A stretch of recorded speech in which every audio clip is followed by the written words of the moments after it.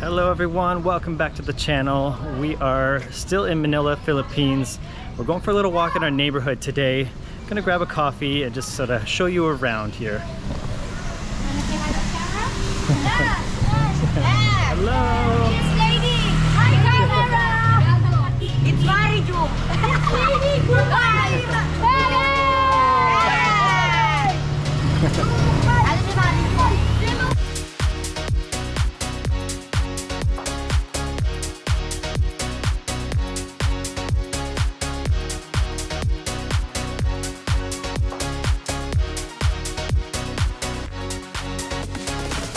So that's how it is here. Everyone's just super friendly and they want to say hi.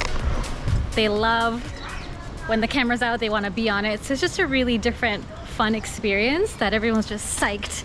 So yeah, we love this little neighborhood that we're in.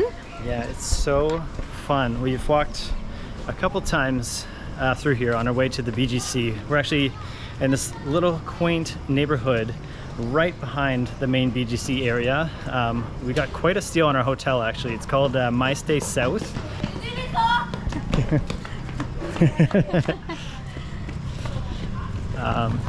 Yeah, and it's a quick little walk right to the BGC. So we're basically on our way there today to go check out some malls. But we thought, yeah, let's show you kind of what things look like on our walk there. So this little neighborhood, like we were saying, look at this little place.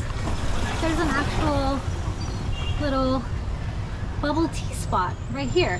It's closed right now because it's earlier in the day, but I believe they open later, and it's just got all these quaint little stores and things. Super cute, super local, and you really get a good feeling for what Manila is like here. Like, look at all these kinds of transport that you don't see anywhere else. These little bikes with sidecar type things. It's so unique. It's so fun. And the sun is hot today. Super hot. Oh my gosh. I have my umbrella ready. It's gonna be popping out soon. There's this little fresh fruit cart that we see every day. It's just, I just really love this neighborhood, and they're just always so happy and smiley here. There's those bikes we were talking about.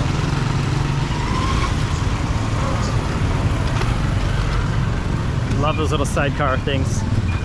They are everywhere. Hello. We're really tempted to take one of those sidecar bikes. I don't know how that works. Is it like a set fare, or do you negotiate prices like you do in Thailand? Let me know, because I'm very interested in taking one of those.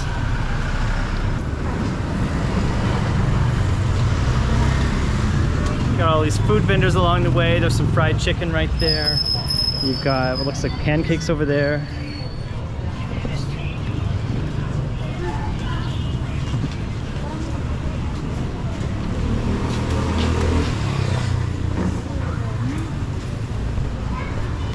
Wow. There's just smoking grill right there on the side of the street. It looks really good. We got all these fruits and veggie stands along the way. This really is feels very community here. There's just everything you can need right along this one street on our way to the BGC.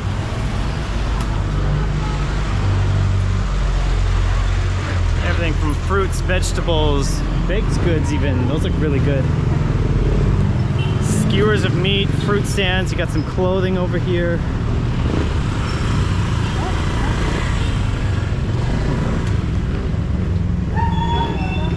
Look at this extensive bubble tea spot.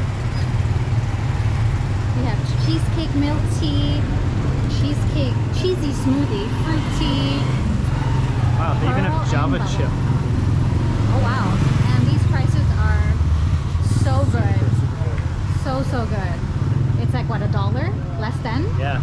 So It's $1 Canadian, so. oh, the little laundromat, you know, those are super important. It smells so good. Smells so fresh every day, especially when you do full-time travel. You know, laundry is not always easy to come by. But yeah, every time we walk by that place, it smells so fresh. Wow, it's a hot one today. Yeah. Yeah, Linda's doing it right with this umbrella. I think I gotta join her on this. The sun is scorching hot. look at these nice buildings here. The stone sides. There's a little convenience store here.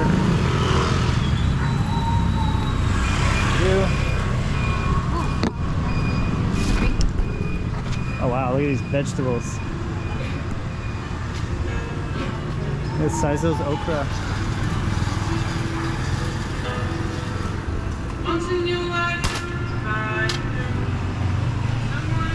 Wow, those veggies look really good. Just makes me want to buy everything just on the street. Like, you'd be well fed just between the bubble tea and the fried chicken and the fruits and veggies. It's really got it all. And like you saw, everyone is so friendly. And I don't know, it just feels very like you're part of the culture, you know? It's just, we're here, they're here, and they're just very kind and accommodating to us in the sense that they're happy to have us here, it feels. Because it doesn't always feel like that everywhere you travel, but it definitely feels like we're welcome here, which is really, really lovely. So when we look on the map, when we try to get to the BGC from our place, there's actually only 2 ways out of this neighborhood. One is an actual road, and the second is just a walking path. So if you are trying to get out of here by car, it's actually quite difficult. So we're actually seeing a lot of, there's roosters here somewhere. There are a lot of chickens. A little ice cream stand. There's a lot of chickens and roosters in this neighborhood too. They don't keep us up or anything, but you do hear them from time to time. Yeah, like I was saying, there's a lot of commuter traffic coming through here because I think from that walking path down there, these guys on their bikes and taxis, they just come and stop at the end here. You'll see a lot of little restaurants when we get there, so. I will say though, there isn't a proper sidewalk in this area. It's a pretty tight, as you can see. There you go.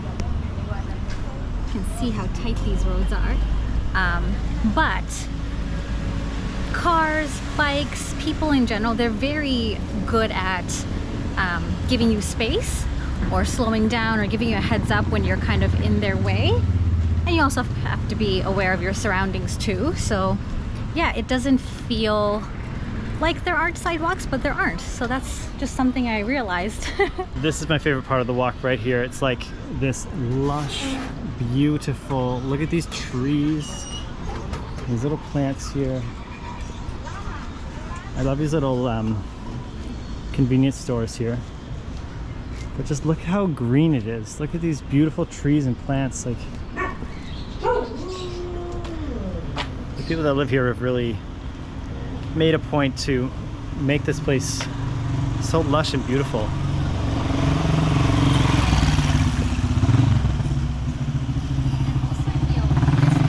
This part of the walk is like the quietest. This feels like the most residential part. It's not as loud as it was back there. This always feels like a little bit of serenity. Yeah. That's why I feel like, and it's shaded too, right? This part's, see? It's So much better. It's better shaded than the rest of the walk, so this part's probably our favorite. Wow, look at this palm here, this coconut palm tree. Just humongous. Yeah, you really gotta watch who's coming behind you here. Again, a little convenience store here. My favorite piece of artwork on our walk. That's so fun. Look how tight this. Look how tight this is. That's the entire alleyway there. To share between you and these motorcycles. And cars. And cars. Oh, look at the old Jeep here. So these are the Jeeps that they convert into the jeepneys. Hopefully we can show you, but they are basically these long bus length sort of trucks that really are buses, but they are, the front of them is a converted Jeep, an old Jeep. I love these little convenience stores. So these are everywhere. They're just off of people's homes. They're just filled with snacks. They got a little cage there, and you just call through the cage and ask what you want and pass your money through. The second piece of artwork that I like by this artist And look at these speed bumps made by car tires. Wow. Homemade speed bump. It's a great way to use. Recycle. Yeah, reuse, recycle. You can already start to see some signs that the BGC is approaching. All these huge condos in the background. Yeah, there's just something really homey and quiet and peaceful and just this community feeling down here. You got clothes hanging off of the line. All these little stores. Oh, the roosters. Wow. Did you show that one? It's like Oh, perfectly dogs. white. With Oh, I didn't see them.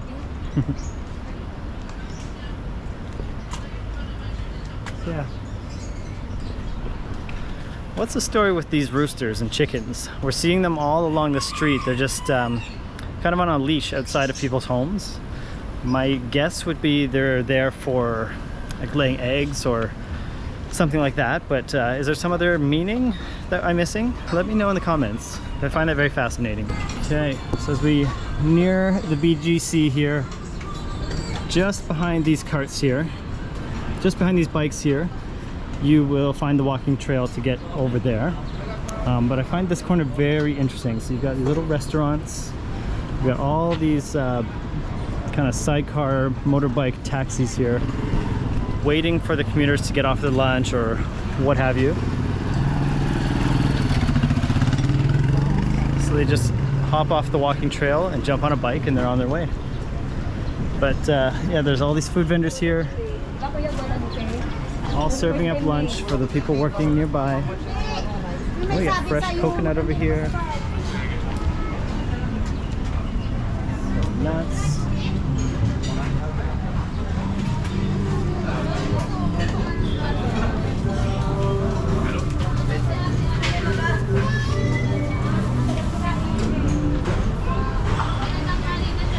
Hello. Hello, everyone.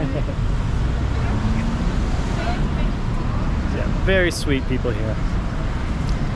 So yeah, that's really our walk. So then it comes to this little walkway here, meant only for people on foot. And this is one of, like I said, one of only 2 ways that I've found that you can get into the BGC from our neighborhood. And what I find most fascinating about this portion is the stark contrast from what you just saw back there to all of a sudden you're in the BGC. Everything is modern, clean, the roads are sprawling, the buildings are huge. Immediately there's a 7-Eleven. Yeah, 7-Eleven instead of the little home convenience stores. But yeah, it just becomes this world-class city as soon as you cross that walking path. It's very fascinating. Okay, so we just crossed the road just to show you the difference here. So this is the walking path that we came out of. Yeah, so inconspicuous. They cover it, line it with trees, so you wouldn't really know what's back there, I guess. But yeah, Really pretty. yeah, very pretty trees. But you wouldn't even know it. This tiny little like 7-foot walking path takes you into that other half. Just down the street here, there's a little coffee place that we've had our eyes on. So we're gonna go in and grab a coffee because that walk was scorching hot. But first, coffee. That's the name of the place. One Spanish latte 50% and one matcha latte.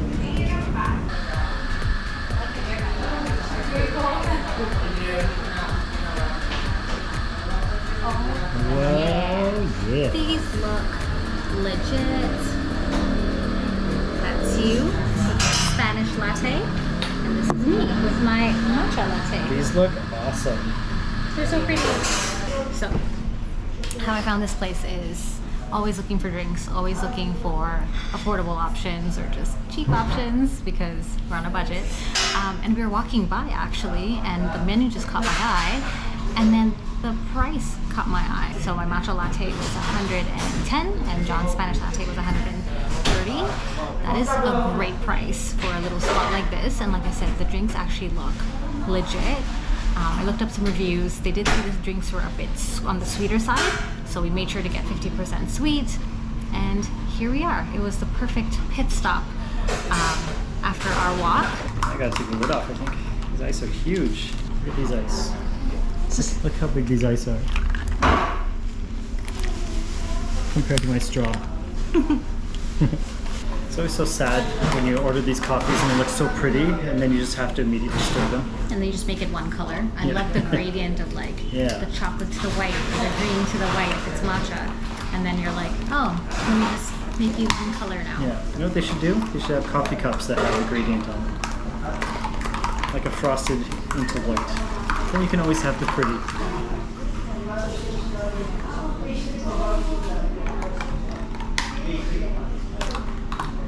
Not bad. I wish we got regular sweet. Oh no. I knew it as soon as you said it. We're not youngins anymore. We need to watch the sugar intake. I'm watching it go right into my drink. Mine's good. Grassy, creamy. It's light. It's not a very strong flavor. I'm not mad, and it's a good sized drink. And yours could be sweeter. Could definitely be sweeter. It is a good coffee though. It sits on the tongue a little bit, but it is very good. I'll Yeah. give it that.